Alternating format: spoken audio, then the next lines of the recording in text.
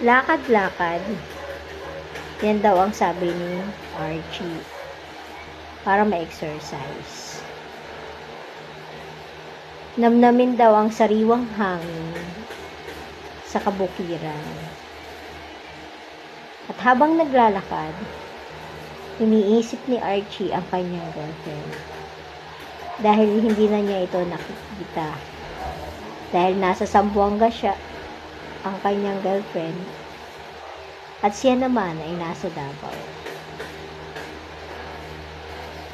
Iniisip daw niya kailan siya uuwi kasi may trabaho.